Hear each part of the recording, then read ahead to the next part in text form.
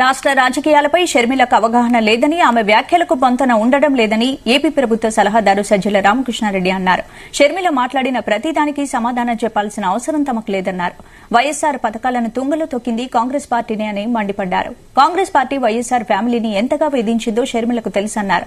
తనకి జగన్ కి ఏం అన్యాయం చేశారో షర్మిల స్పష్టంగా చెప్పాలన్నారు. ప్రభుత్వ వ్యతిరేక ఓటు కోసం ఓ ప్లాన్ ప్రకారం చంద్రబాబు షర్మిలను తెచ్చారన్నారు. చంద్రబాబుకు ఎంత అవసరమో అంతే షర్మిల మాట్లాడుతోందని, అంతకంటే ఎక్కువ మాట్లాడితే చంద్రబాబు ఒప్పుకోడని విమర్శించారు సజ్జల. రాజశేఖర రెడ్డి గారి బిడ్డ, జగన్మోహన్ రెడ్డి గారి చెల్లెలుగా మా కుటుంబంలో ప్రథమంగా ఉండే ముగ్గురికి తల్లి జగన్మోహన్ రెడ్డి గారు, చెల్లెలు. వాళ్ళకి ఇచ్చే గౌరవం పార్టీ కార్యకర్తలు అందరూ ఇస్తారు, అభిమానులు అందరూ ఇస్తారు, గుండెల్లో పెట్టుకుంటారు. కానీ ఈరోజు క్వశ్చన్ చేసే ముందు ఏదైతే ఆమె రైజ్ చేసిన క్వశ్చన్, కుటుంబాన్ని చీల్చుకునేది నీ చేతులారా అని అన్నప్పుడు నాకు అర్థం కాని విషయం ఒకటే ఏంటంటే, ఇంత శ్రమ పడ్డాము, ఇంత కష్టపడితే నాకు అన్యాయం జరిగింది అన్నారు. ఏ అన్యాయమో చెప్పాలి, స్పష్టంగా చెప్పాలి. ఇదిగో నాకు ఈ అన్యాయం చేశారని.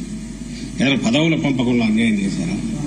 పదవుల పంపకంలో అన్యాయం, పదవులు ఇవ్వలేదు అని అంటే ఒక రాజకీయ పార్టీ కానీ ప్రజాస్వామ్యంలో కుటుంబం పదవులు పంచుకోవడానికి ఉందా?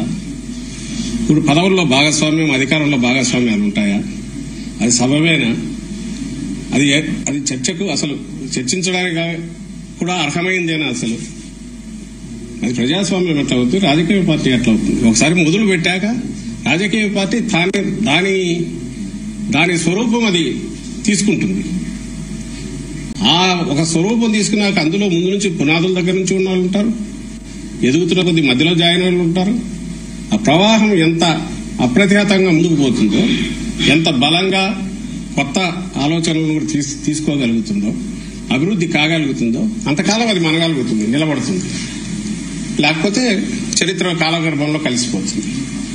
ఉదాహరణకు ఆమె పార్టీని వైఎస్ఆర్ తెలంగాణ పార్టీ అని పెట్టారు. అక్కడ చిన్న ఏదో పెట్టారు, తిరిగారు, కష్టపడినారు అనుకుంటే మరి అక్కడ కూడా చాలా మందికి ఏదో వాళ్ళు కష్టపడి ఉంటారుగా. శర్మలమ్మ ఒకటే కాదుగా, చాలా మంది కష్టపడి ఉంటారుగా. మరి వాళ్ళు